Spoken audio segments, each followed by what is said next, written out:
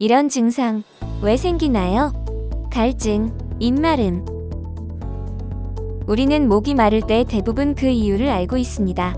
물을 몇 시간 이상 마시지 못했거나 더운 여름날 땀을 흘렸을 때, 운동 후 또는 짭짤한 음식을 먹은 뒤 우리는 갈증과 입마름을 느낍니다. 그러나 평소처럼 물을 마셨고 바깥 시선을 하고 운동을 하지 않았고 짠 음식을 먹지 않았는데도 지난 며칠 또는 몇 주간 목이 심하게 마르다고 느끼고 갈증이 좀처럼 해소되지 않는다면 비정상적인 갈증으로 볼 수 있습니다. 갈증, 입마름의 원인 어떤 것들이 있을까요? 입안이 건조해요. 입안이 건조하면 구강 호흡으로 인한 증상이거나 구강 건조증을 의심할 수 있습니다. 입이 마르고 갈증이 느껴지는 경우 대부분 입으로 호흡해서 구강 내부가 건조해져 있는 경우가 많습니다. 또한 입으로 숨을 쉬게 되면 기관지나 폐로 차고 건조한 오염된 공기가 그대로 들어가므로 호흡기 건강뿐 아니라 충치 및 잇몸 질환을 유발할 수 있는 좋지 않은 습관이라고 할 수 있습니다. 구강 호흡 습관 외에도 갈증을 유발하는 요인으로는 침 분비가 줄어드는 구강 건조증을 들 수 있는데, 침은 입안의 이물질과 세균을 씻어내는 역할을 할 뿐만 아니라 항균 성분이 들어있기 때문에 침 분비가 줄어들면 충치, 치은염과 같은 질환이 생기기 쉽고 구취, 혀의 통증 등의 원인이 되기도 합니다. 구강 건조증은 치과나 이비인후과, 내과, 가정의학과에 방문하여 진료를 받을 수 있습니다. 긴장, 스트레스로 입이 바싹 말랐어요. 긴장과 스트레스로 입이 바싹 마르는 증상을 시민성 구강 건조증이라고 합니다. 긴장하거나 스트레스를 받을 때 입이 바짝바짝 마르는 경험을 해본 적이 다들 있을 것입니다.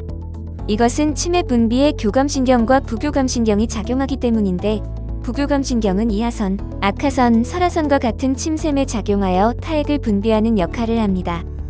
긴장, 스트레스 상황에서는 부교감신경이 억제되고 교감신경이 활성화되므로 심리적 긴장 상태에서 침 분비가 감소하는 것은 매우 자연스러운 현상이라 하겠습니다. 심리적인 요인으로 인한 구강 건조증이 심할 경우 정신건강의학과를 방문하여 진료를 받을 수 있습니다. 당뇨 환자입니다. 평소 자주 갈증이 나고 입안이 말라요. 당뇨 환자가 갈증이 나고 입안이 마르는 증상이 느껴진다면 당뇨병으로 인한 갈증 증상입니다. 당뇨 환자의 경우 만성적인 갈증과 입이 마르는 증상이 흔하게 나타납니다.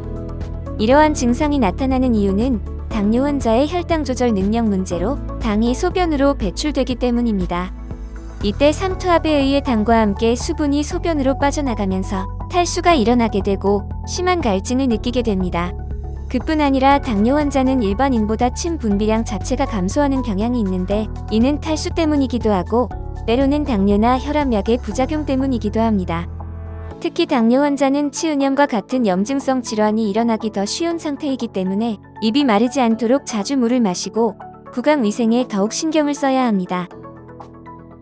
당뇨병 관리는 내과나 가정의학과를 방문하여 진료받으실 수 있습니다. 갈증, 입 마름 증상의 그 밖의 원인으로는 노화, 고혈압, 드물지만 유붕증, 그 외 신장질환으로 인해 소변의 배출이 과다해지는 경우 스트레스, 뇌졸중, 종양, 방사선 치료, 쇼그렌 증후군과 같은 자가면역 질환, 약물의 부작용 등을 들 수 있습니다. 충분히 물을 마셨는데도 불구하고 갈증이 계속 느껴진다면 그 자체로 병원을 찾아 진료를 받아보아야 합니다. 두통, 시각 변화를 동반하는 갈증이나 입뿐만 아니라 눈이나 코 안까지 같이 마르는 느낌이 들거나 소변량이 크게 증가하거나 소변색 변화, 옆구리 통증이 동반되는 갈증이 있을 경우 심각한 질환으로 인한 증상일 수 있으니 빠르게 병원을 방문해야 합니다.